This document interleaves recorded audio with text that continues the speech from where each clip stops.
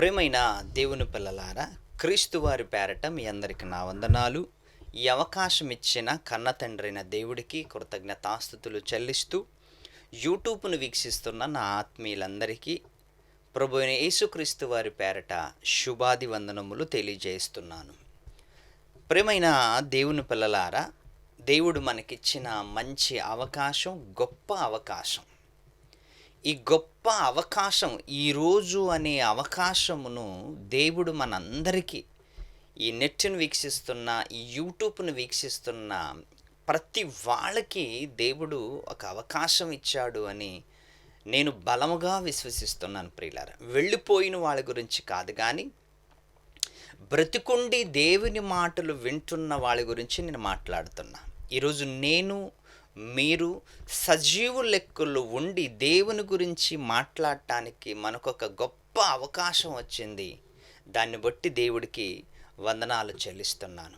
మరి ఈరోజు మనిషి బ్రతుకు ఎలా ఉంది, మనిషి జీవితం ఎలా ఉంది అని కొన్ని విషయాలను బైబిల్ గ్రంథంలో నుంచి, మన విషయాలను, మన గురించి దేవుడు ఎంత చక్కటి విషయాలను వ్రాయించాడో బైబిల్లో నుంచి చక్కగా మనము నేర్చుకోవటానికి ప్రయత్నం చేద్దాం. ఎందుకంటే పక్కింటి వాళ్ళ గురించి నేను మాట్లాడటం లేదు, ఎదురింటి వాళ్ళ గురించి నేను మాట్లాడటం లేదు. నీ గురించి, నా గురించి బైబిల్ ఏం చెబుతుందో దాన్ని నేను ఈరోజు మీ ముందు ఉంచాలని ప్రయత్నం చేస్తున్నాను. దేవుడు ఈ గ్రంథం మనకిచ్చాడు అంటే, ఈ బైబిల్ మనకిచ్చాడు అంటే, బైబిల్లో ఎక్కడో ఒక దగ్గర మన చరిత్ర ఖచ్చితంగా వ్రాశాడు దేవుడు. ఎక్కడో ఒక దగ్గర, ఏదో ఒక మూల, ఎవరో ఒకరి నోట, ఏదో ఒక ప్రవక్త నోట, ఎక్కడో ఒక రాజు నోట, ఏదో భక్తుల నోట, ఎక్కడో ఒక దగ్గర నీ గురించి, నా గురించి ఖచ్చితంగా రాశాడు అని నేను భావిస్తున్నాను.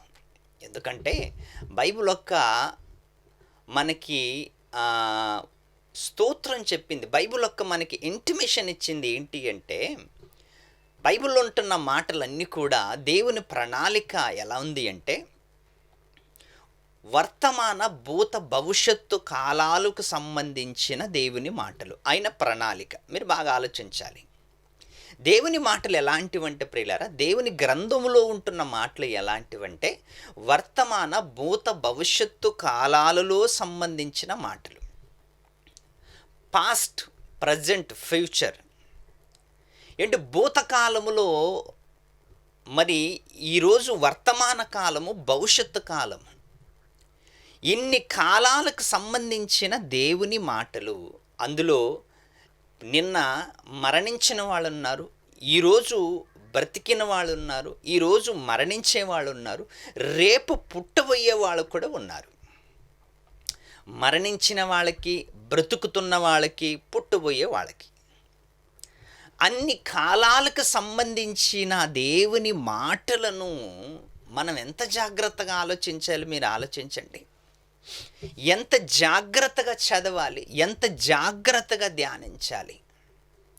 నిన్న చచ్చిపోయిన వాళ్ళ గురించి బైబిల్ చెప్పలేదా? ఈరోజు బ్రతికున్న వాళ్ళ గురించి బైబిల్ మాట్లాడలేదా? రేపు పుట్టబోయే వాళ్ళ గురించి బైబిల్ చెప్పటం లేదా? చెప్పింది. మరి ఎందుకు మనిషి రాను రాను తన గురించి నిజాలు మర్చిపోతున్నాడు? తన గురించి నిజాలు మర్చిపోతున్నాడు. దేవుడు చెప్పిన ప్రతి మాట కూడా మనిషి ఈరోజు నిర్లక్ష్య పెడుతున్నాడు అని బలముగా చెప్పచ్చు. దేవుని మాటల్ని ఈరోజు మనిషి నిర్లక్ష్య పెడుతూ, దేవుణ్ణి ధిక్కరించి, దేవునికి దూరమయ్యే అవకాశాలు మనిషి కొని తెచ్చుకున్నాడు అని చెప్పచ్చు. ఈరోజు మీరు బాగా ఆలోచించండి ప్రియులారా, భక్తులందరూ కూడా మనుషుల కోసం ఎంత ప్రయాసపడ్డారు.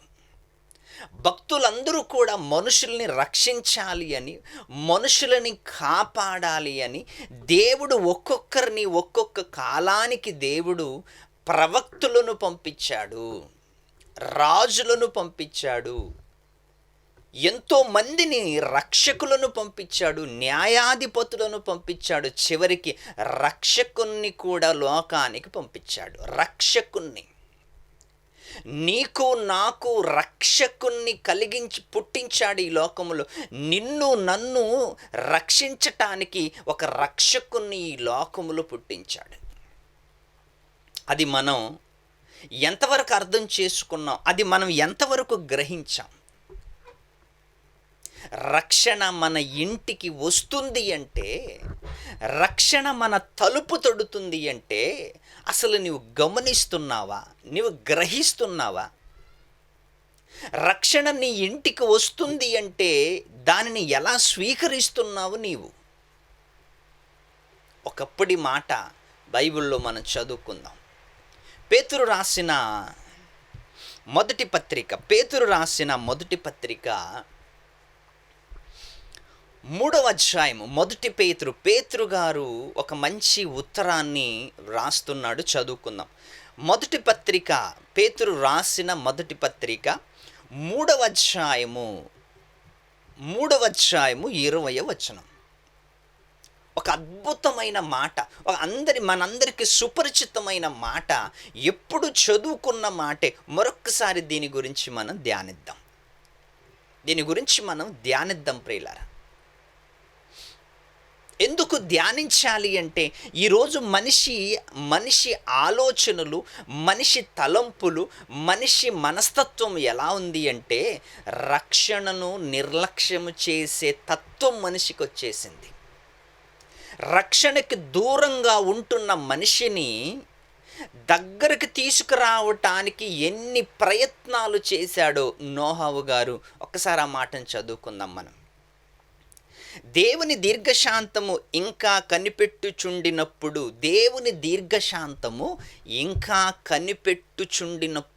ఎవరిని? దేవుడు ఇంకా కనిపెడుతున్నాడంట. దీర్ఘశాంతముతో కనిపెడుతున్నాడు, ఇంకా కనిపెడుతున్నాడంట.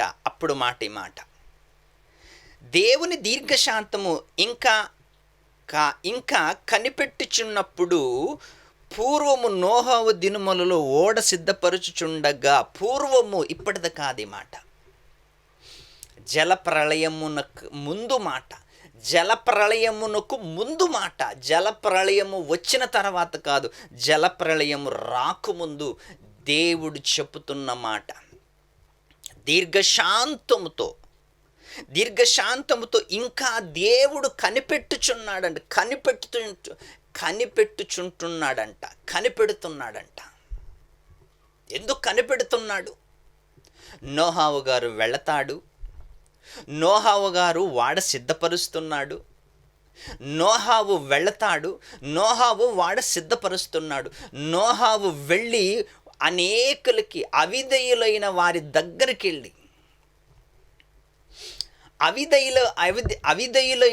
దగ్గరికి వెళ్ళి ఇదిగో భయంకరమైన వర్షము రాబోతుంది, భయంకరమైన విపత్తు రాబోతుంది, ఒక ప్రమాదం రాబోతుంది అని హెచ్చరిక చేశాడంట నోహావు గారు. ఆనాడు బ్రతికున్న కాలపు వారికి హెచ్చరిక చేశాడు. హెచ్చరిక చేస్తూ తాను ఉండిన చోట ఒక వాడు సిద్ధపరుస్తున్నాడు ప్రియులరా.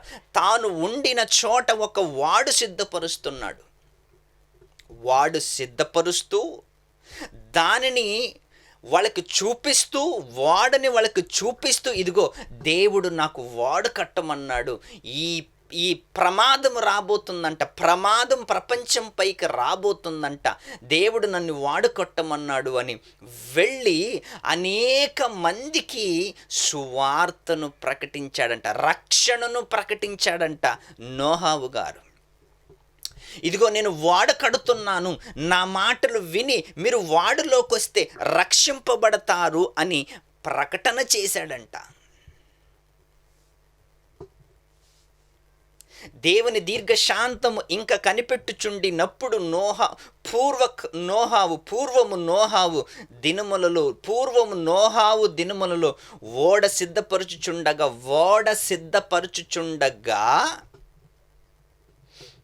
సిద్ధపరచుచుండగా అవిధేయులైన వారి యొద్దకు అనగా చెరలో ఉన్న ఆత్మల యొద్దకు ఆయన ఆత్మరూపిగా వెళ్ళి వారికి ప్రకటించెను. చెరలో ఉన్న ఆత్మల దగ్గరికి, పాపముతో బంధింపబడిన ఆత్మల యొద్దకి, పాపాలతో బంధింపబడిన ఆత్మల యొద్దకి చెరలోకి వెళ్ళి, చెరలో బంధింపబడిన ఆత్మల యొద్దకి ఆత్మరూపిగా వెళ్ళి వారికి ప్రకటించెను.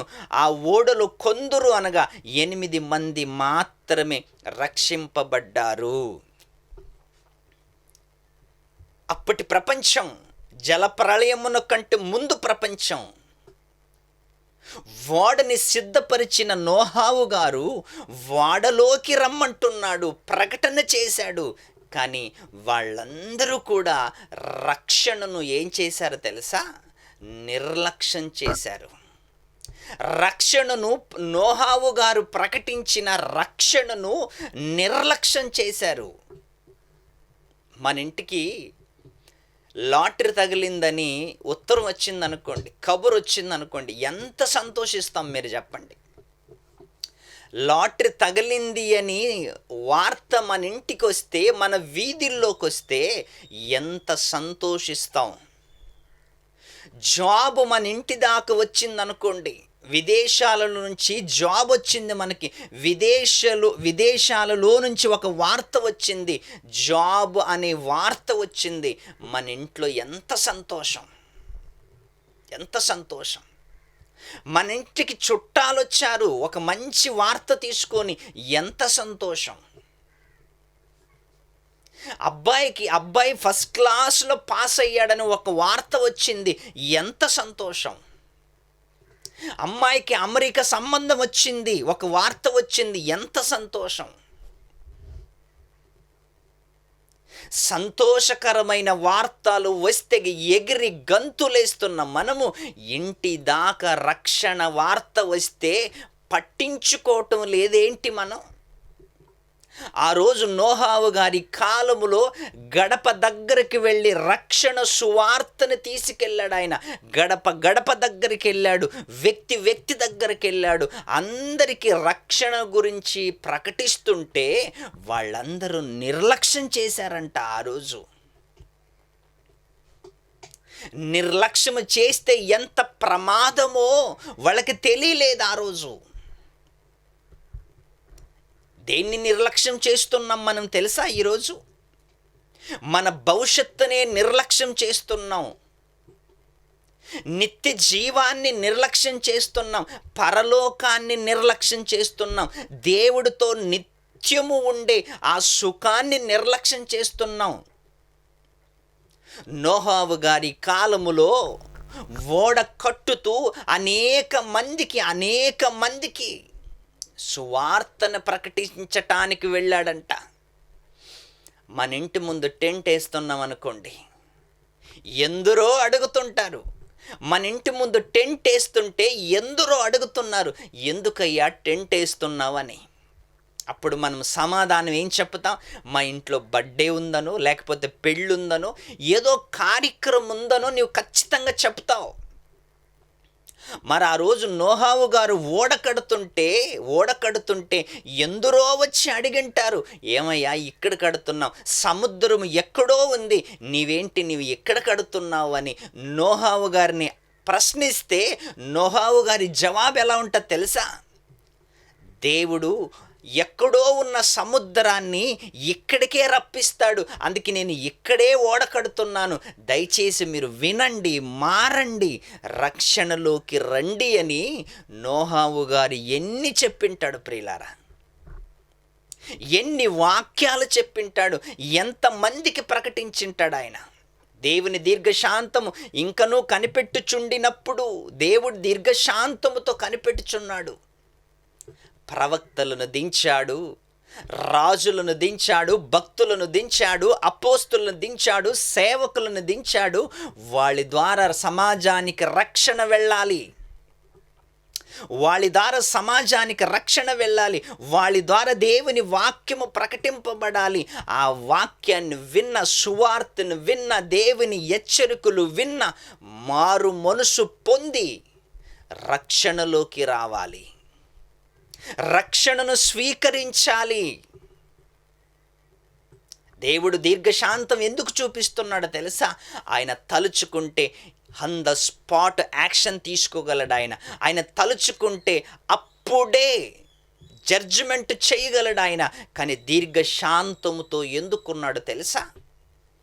నీ రక్షణ కోసం. నీవు మారుతావని, ఎవరో సేవకుల ద్వారా నువ్వు మారుతావని, ఎవరో సేవకుని నోటి ద్వారా వచ్చే దేవుని మాటల ద్వారా నువ్వు మారుతావని దేవుడు ఇంకా దీర్ఘశాంతంతో ఉన్నాడు. ప్రియులారా, మీరు బాగా ఆలోచించండి. నోహావు గారి కాలములో రక్షణను ప్రకటిస్తే వాళ్ళంతా నిర్లక్ష్యం చేశారంట. ఒక మంచి మాట చదువుకుందాం ప్రియులారా. ఇబ్రీలు రాసిన పత్రిక 2వ అధ్యాయము 3వ వచనం. ఇబ్రియ గ్రంథకర్త అక్కడుంటున్న ఇబ్రియులకు ఈ పత్రికను రాస్తూ ఏమని హెచ్చరించాడో, ఏమని మాట్లాడుతున్నాడో ఒక్కసారి మనం ఆలోచిద్దాం. ఏం మాట్లాడుతున్నాడు? 2వ అధ్యాయం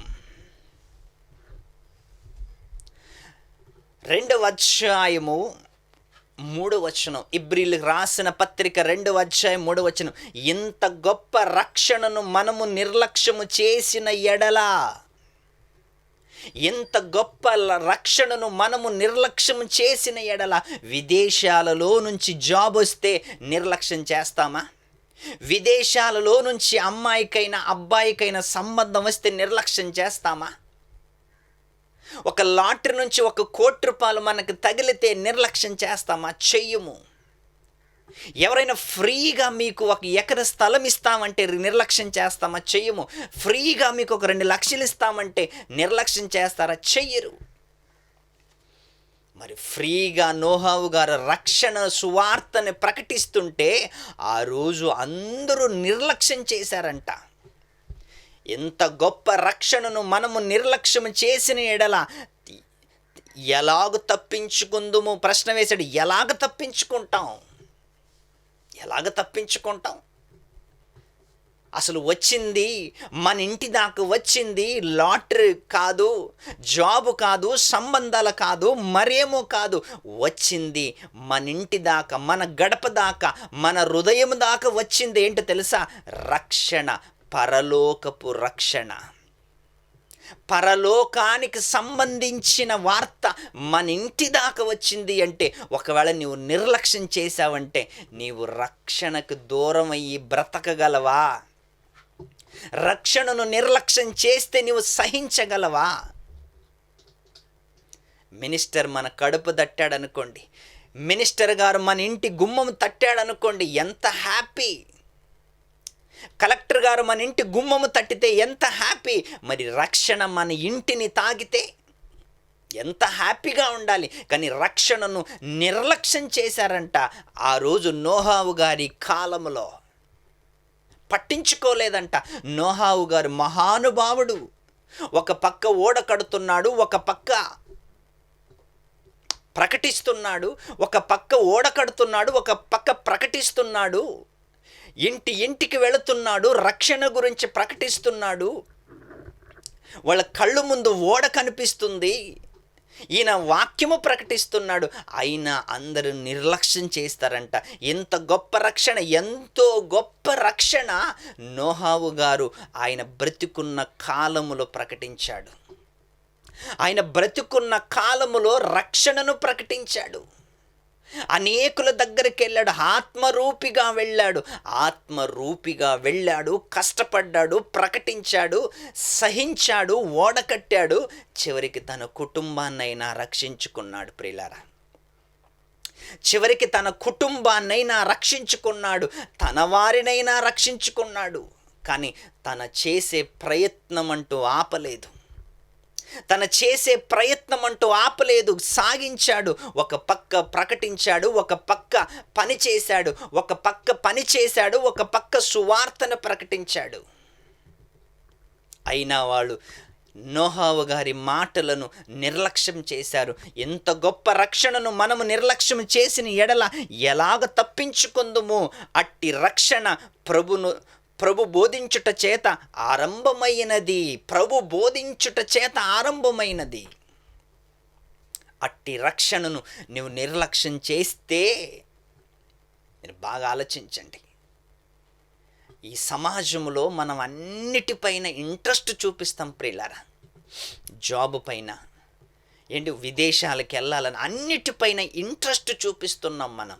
కానీ మన రక్షణ పైన, మన ఆత్మల రక్షణ కోసం మనం ఎప్పుడు పట్టించుకోం ప్రియులారా. ఎందుకు పట్టించుకోమంటే, ఈ సమాజంలో మనం ఎలాగ తయారైపోయామంటే ప్రియులారా, నేను చచ్చిపోయినా పర్వాలేదు, నేను నరకానికి వెళ్ళిపోయినా పర్వాలేదు అనే స్థాయిలోకి వెళ్ళిపోయాడు ఈరోజు మనిషి. మన వాళ్ళ కోసం అంత సంపాదించటానికి తన ఒట్టి చాకిరీ చేస్తూ, గొడ్డులాగా కష్టపడుతూ, చాకిరీ చేస్తూ, కష్టపడుతూ, తన రక్షణకు దూరంగా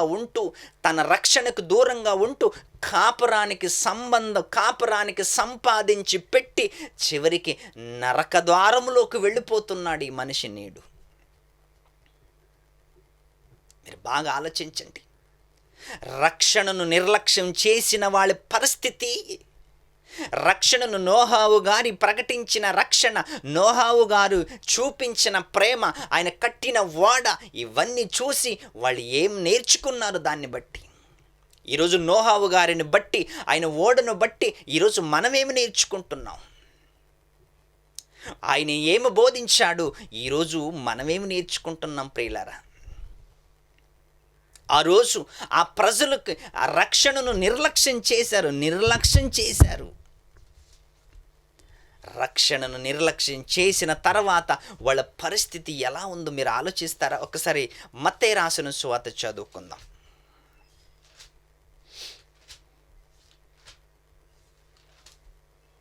మత్తయి రాసిన సువార్త, నోహావు గారు ప్రకటించిన కాలములో ఎలాంటి పరిస్థితులు ఉన్నాయో, రక్షణకు ఎలా దూరంగా ఉన్నారో ఒక మంచి మాట చదువుకుందాం.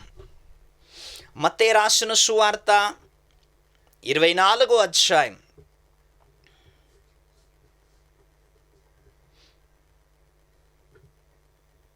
37వ వచనం. 24వ అధ్యాయం 37వ వచనములో పూర్వము జరిగిన విషయాల గురించి యేసుక్రీస్తు వారు ఎంత క్లారిటీ ఇచ్చాడో మీరు ఆలోచించండి. ఎందుకు అంటే, రక్షణను నిర్లక్ష్యం చేసిన వాళ్ళ గురించి మాట్లాడుతున్నాడు ఇక్కడ.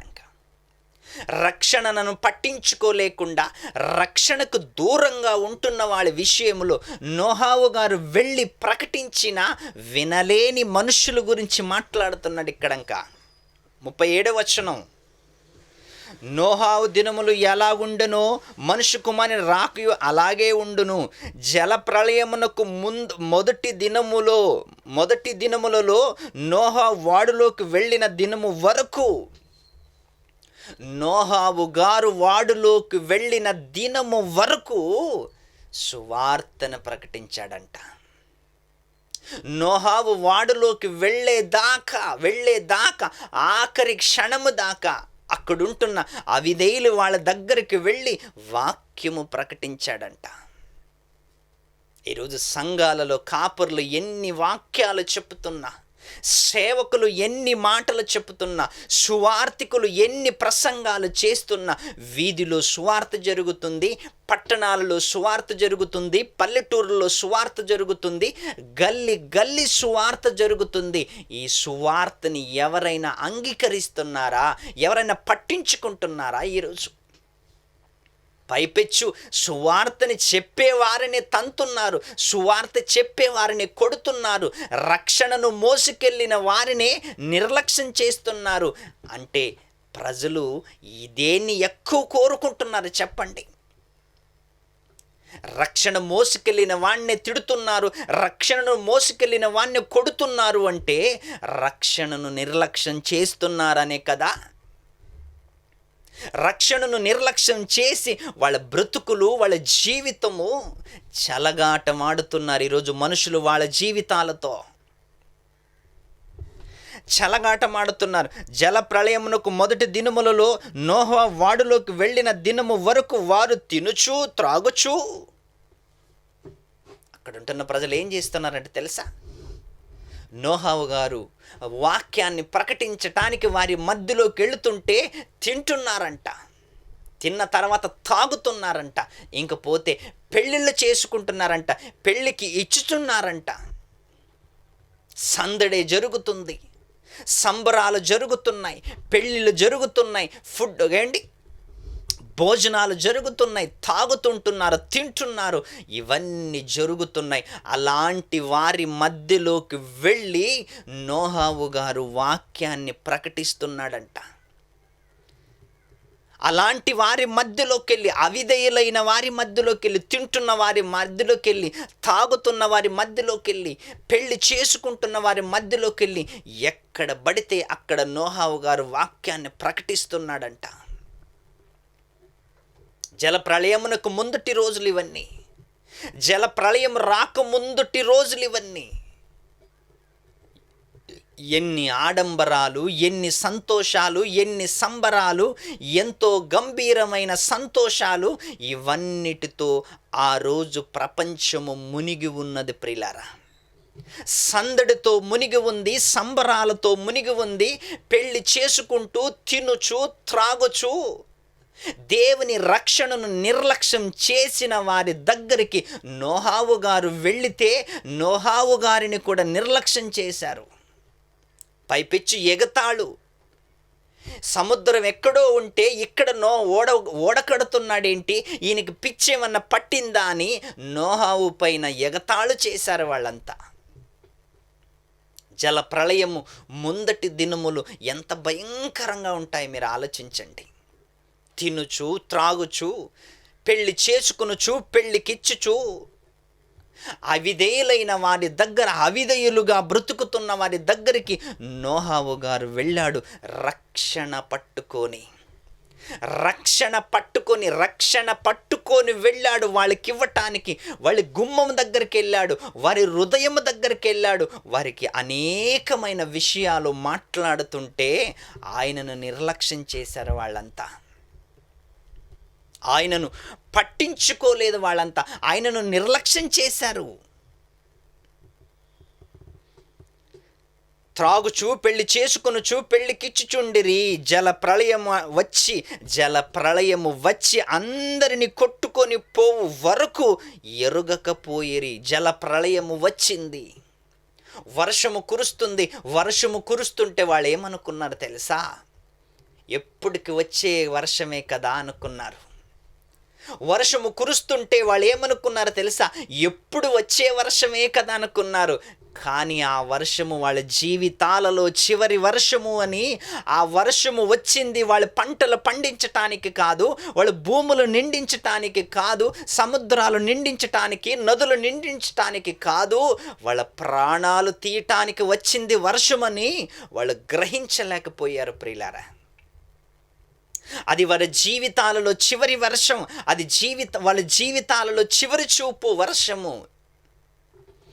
జల ప్రళయము వచ్చింది, విపత్తు వచ్చింది. అప్పుడు వర్షములో నీటిలో కొట్టుకొని, జల ప్రళయములో కొట్టుకొని పోతున్నప్పుడు అప్పుడు రక్షించండి అంటే ఇంతకుముందు నోహావు గారు ప్రకటించిన రక్షణే నీవు అందుకోలేకపోయావు. ఈరోజు నీవు అరిస్తే దేవుడు కూడా నిన్ను అందుకోలేకపోతాడు. సువార్తని నీవు అందుకోలేకపోయావు, సువార్తని నీవు వినలేకపోయావు, రక్షణను నిర్లక్ష్యం చేసావు. ఆ రోజు జల ప్రళయములో అందరూ కొట్టుకొని పోయారు. కొట్టుకొని పోతున్నప్పుడు కేకలు వేస్తున్నారు, రక్షణను నిర్లక్ష్యం చేస్తే నీ నోటితోనే మళ్ళీ రక్షణ అంటే రక్షణ మళ్ళీ నీ దగ్గరికి రాదు ప్రియులారా. నీ దగ్గరకు మళ్ళీ రాదు. అందరూ కొట్టుకొని పోయిరి, అందరు కొట్టుకొని పో వరకు ఎరుగకపోయిరి. అలాగనే మనిషి కుమారుని రాక కూడా ఉంటుంది. ఆ రోజు నోహవ గారి కాలములో ఎలాంటి పరిస్థితులు ఉన్నాయో మళ్ళీ ఈరోజు కూడా అదే పరిస్థితులు ఉన్నాయి. యేసు రాకడ దగ్గరలో ఉంది, యేసు రాకడ దగ్గరలో ఉంది. అయినా ఆ రోజు జరిగిన విందులు ఈరోజు జరుగుతున్నాయి, ఆ రోజు పెళ్లి చూపులు ఈరోజు జరుగుతున్నాయి, ఆ రోజు ఆడంబరాలు ఈరోజు జరుగుతున్నాయి, ఆ రోజు పెళ్లి చూపులు, ఆ రోజు ఇచ్చుపుచ్చుకోటాలు ఈరోజు కూడా జరుగుతున్నాయి, ఈరోజు కూడా జరుగుతున్నాయి. మనిషి దేవుణ్ణి పట్టించుకోవటం లేదు, రక్షణను పట్టించుకోవటం లేదు, రక్షణను నిర్లక్ష్యం చేస్తున్నాడు. ఈరోజు రక్షణను నిర్లక్ష్యం చెయ్యకు సహోదరా. ఒక మంచి మాట చదువుకుందాం ప్రియులారా. కొరింథీయులు రాసిన రెండో పత్రిక, కొరింథీయులు రాసిన రెండవ పత్రిక 6వ అధ్యాయం 3వ వచనం. 6వ అధ్యాయం 3వ వచనం.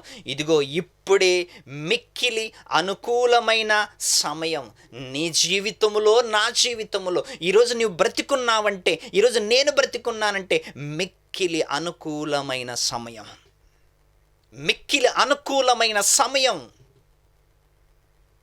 రేపు బహుశా నీ ఉండకపోవచ్చు, బహుశా రేపు నేను ఉండకపోవచ్చు. కానీ ఈరోజు దేవుడు మనల్ని బ్రతికుంచాడు కదా, ఈరోజు అవకాశం ఇచ్చాడు కదా, ఈరోజు ఛాన్స్ ఇచ్చాడు కదా. ఇది మన జీవితంలో మిక్కిలి అనుకూలమైన సమయం. ఇదిగో ఇదే రక్షణ దినం, ఇదే రక్షణ దినం. రక్షణ నీ ఇంటి దాకొచ్చింది, నిర్లక్ష్యం చేయకు. రక్షణ నీ జీవితంలోకి వస్తుంది, నిర్లక్ష్యం చేయకు. ఇదే మిక్కిలి అనుకూలమైన సమయం. అర్థమవుతుందా మీకు? ఆలోచించండి. ఇదే మిక్కిలి అనుకూలమైన సమయం. ఈ సమయాన్ని నిర్లక్ష్యం చేశారంటే ఇంక మనం ఎలా తప్పించుకుంటాం? అసలు మనల్ని రక్షించేది ఎవరింకా? రక్షణ ఇచ్చిన వాడే. ఆ రక్షణను మనం నిర్లక్ష్యం చేస్తే మనల్ని ఎవరు పట్టించుకుంటారు చెప్పండి? మనుషులతో శత్రువు పెట్టుకున్న బతకొచ్చేమో, కానీ దేవుడితో శత్రుత్వం పెట్టుకుంటే, దేవుణ్ణి నిర్లక్ష్యం చేస్తే మనల్ని రక్షించేది ఎవడింకా? దేవుడితో పెట్టుకుంటే మనల్ని రక్షించేది ఎవడింకా? జల ప్రళయం వచ్చి అందరినీ కొట్టుకొని పోయిందంట, అందరినీ కొట్టుకొని పోయింది. అప్పుడు రక్షణ అని కేకలు వినిపించాయి, కానీ రక్షణ దూరం అయింది. ఒకసారి మీరు ఆలోచించండి. రక్షణను నిర్లక్ష్యం చెయ్యకు, రక్షణను అత్తుకో, రక్షణను స్వీకరించు. ఒకరోజు చెట్టెక్కాడు జక్కయ్య. చెట్టెక్కి యేసుప్రభును చూస్తున్నాడు, యేసుప్రభును గమనిస్తున్నాడు. చెట్టు మీద ఉన్న జక్కయ్యని యేసుక్రీస్తు వారు చూశాడు. చూసి, జక్కయ్య దిగిరా, ఈరోజు నీ ఇంటికి రావాలయ్యా, నీ ఇంట్లో భోజనం చెయ్యాలయ్యా అనగానే, జక్కయ్యని అనగానే గబగబా దిగొచ్చాడు. గబగబా యేసుక్రీస్తుని ఇంట్లోకి తీసుకొచ్చాడు, ఇంట్లో కూర్చోబెట్టాడు. అందులో మార్పు జరిగింది జక్కయ్య జీవితంలో. జక్కయ్య జీవితంలో జరిగిన మార్పు ఈరోజు నీలో, నాలో కనిపిస్తుందా? అది ఒక్క గంటలోనే జరిగిన మార్పు. అండి, ఎంత భయంకరమైన జక్కయ్య ఎలా మారిపోయాడో తెలుసా? అబ్రహాము కుమారుడు అనిపించుకున్నాడు. ఈరోజు నీవు క్రైస్తవుడు అనిపించుకుంటున్నావు అంటే అసలు క్రైస్తవ జీవితం నీలో, నాలో ఉందా? అసలు క్రైస్తవుడుగా నీవున్నావా? ఆదివారపు క్రైస్తవుడుగా ఉన్నావా? అండి, మీరు బాగా ఆలోచించండి. ఇదే మిక్కిలి అనుకూలమైన సమయం. రక్షణను నిర్లక్ష్యం పెట్టకండి. రక్షణను మనము నిర్లక్ష్యం పెడితే మనం ఇంకెలా తప్పించుకుంటాము? ఆ ఉగ్రతను, ఆ భయంకరమైన ఉగ్రతను మనం ఎలా తప్పించుకుంటాం? తప్పించుకోలేము. మనం తప్పించుకోవాలి అని ప్రవక్తలను పంపాడు, భక్తులను పంపాడు, సేవకులను పంపాడు, యేసుక్రీస్తును పంపాడు. ఇంతమందిని పంపించింది ఎందుకు తెలుసా? మనము రక్షణ పొందాలి అని. అదే రక్షణను మనము నిర్లక్ష్యం చేస్తే మనల్ని ఎవడు తప్పిస్తాడు? ఎవడు కాపాడతాడు మనల్ని? అందుకే దయచేసి సువార్థికులు వస్తే, ఎక్కడైనా మీటింగులు జరుగుతుంటే, సభలు జరుగుతుంటే ఖచ్చితంగా వెళ్ళండి. సువార్థికులు వస్తే వాళ్ళని స్వీకరించి ఇంటికి పిలిపించుకొని వాక్యం చెప్పించుకోండి. సంఘాలను మానకండి, సంఘాలను విడిచిపెట్టి రోడ్ల మీద తిరగండి, సంఘాలను విడిచిపెట్టి విచ్చలవిడిగా షికార్లు తిరగండి, సంఘాలను విడిచిపెట్టి ఏమండి సంఘాన్ని నిర్లక్ష్యం చేయకండి, సంఘాలకి వ్యతిరేకముగా ఉండకండి ప్రియులారా. అందులోనే రక్షణ. మిక్కిలి అనుకూలమైన సమయం నీకు సంఘములో రక్షణ దొరుకుతుంది. అందుకే యేసుక్రీస్తు వారు ఇన్ని మాటలు మాట్లాడాడు. పూర్వము జరిగిన విషయాలను మళ్ళీ మనకి ఎందుకు హెచ్చరిస్తున్నాడు పేతురు గారు తెలుసా? పత్రిక ద్వారా ఎందుకు హెచ్చరిస్తున్నాడు తెలుసా? వాళ్ళకి పట్టిన గతి మనకు పట్టకూడదని, వాళ్ళకి పట్టిన గతి మనకు రాకూడదని యేసుక్రీస్తు వారు, పేతురు గారు, పౌలు గారు ఎంతోమంది మనకు ప్రకటించారు రక్షణను గురించి. నువ్వు నిర్లక్ష్యం చేశావా? నోహావు గారి కాలములో జలప్రళయం వచ్చింది. ఇప్పుడు యేసుక్రీస్తు వారి కాలములో అగ్నివర్షం కురుస్తుంది. అగ్నివర్షం. అసలు తప్పించుకుంటామా? అసలు మనల్ని మనం రక్షించుకుంటామా? ఒక్కసారి నీ మనసు పెట్టి ఆలోచించమని కోరుకుంటూ